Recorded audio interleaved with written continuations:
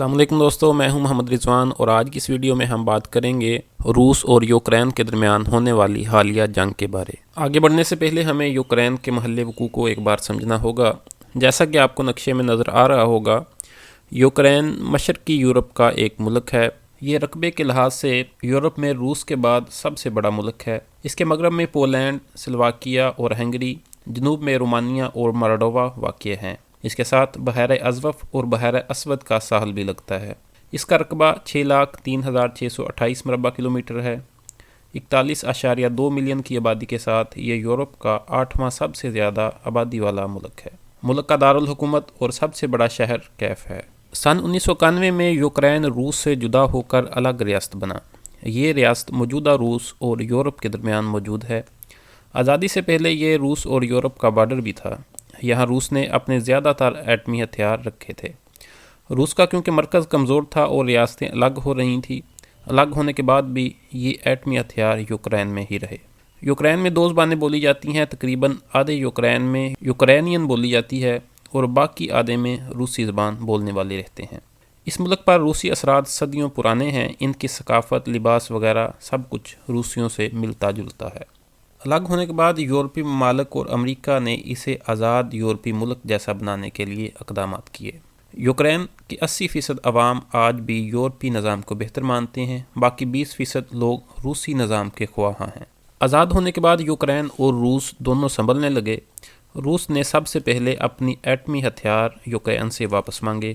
اقوام متحدہ کے مشورے پر یوکرین نے آزادی کے 5ویں سال یہ ایٹمی ہتھیار روس کو اس شرط پر واپس کر دیے کہ روس کبھی بھی یوکرین کی طرف فوج کشی نہیں کرے گا۔ یہ ڈیل مان لی گئی، ممکنہ جنگ کے خطرات سے نمٹ لیا گیا اور یوکرین میں موجود ایٹمی ہتھیاروں کے نقصان سے بچا گیا۔ یاد رہے، اسی یوکرین کے شہر چرنوبل میں ایٹمی بجلی گھر 1986 میں پھٹ گیا تھا، جس سے بہت وسیع پیمانے پر تباہی پھیلی تھی۔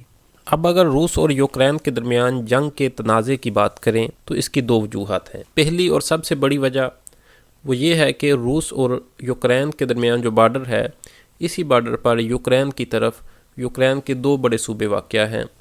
یہ صوبے صنعتی لحاظ سے بہت اہم ہیں۔ یہاں پر دنیا کے سب سے بڑے صنعتی یونٹ قائم ہیں جو اپنی پیداوار کے لحاظ سے بہت اہم جانے جاتے ہیں۔ ان دونوں صوبوں کی عوام کی اکثریت روس کی حامی ہے اور وہ چاہتے ہیں کہ یہ علاقے روس کے ساتھ ضم ہو جائیں۔ یہی وجہ ہے کہ روس نے ان دونوں صوبوں میں اپنی افواج کو رکھا ہوا ہے۔ وہ یہاں پر لوگوں کو فوجی ٹریننگ دے رہا ہے اور یوکرینی فوج کو یہاں سے باہر نکالنے کے لیے اقدامات کرتا آیا ہے۔ اب روس کا کہنا ہے کہ یوکرین ان دونوں صوبوں میں آزاد ریفرنڈم کرائے، عوام کی اکثریت جو فیصلہ کرے اس کے مطابق ان دونوں صوبوں کی قسمت کا فیصلہ کیا جائے۔ لیکن یوکرین اس بات سے منحرف ہے۔ وہ کہتا ہے کہ روسی افواج کی موجودگی میں آزاد ریفرنڈم کروایا جانا ممکن نہیں ہے، لہٰذا پہلے روس یہاں سے اپنی افواج کو باہر نکالے تو پھر ہم اس کے بارے میں کچھ سوچیں گے۔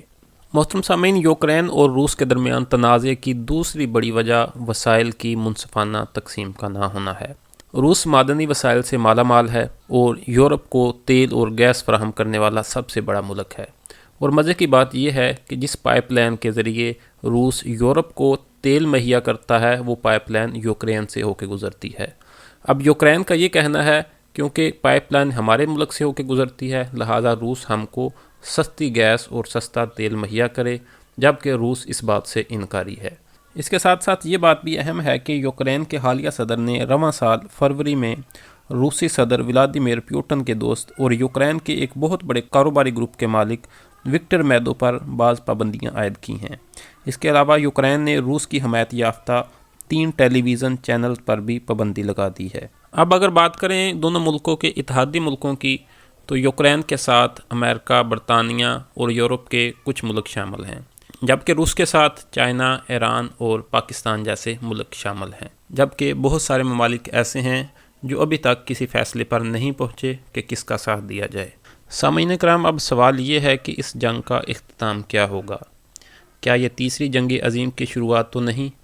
یا پھر روس بہت جلد اس جنگ کو اختتام کی طرف لے جائے گا؟ اب یہ فیصلہ آنے والا وقت ہی کرے گا۔ امید کرتا ہوں ویڈیو آپ کو پسند آئی ہوگی۔ مزید ایسی ویڈیوز کے لیے چینل کو سبسکرائب اور ویڈیو کو لائک ضرور کیجیے گا۔ اللہ حافظ۔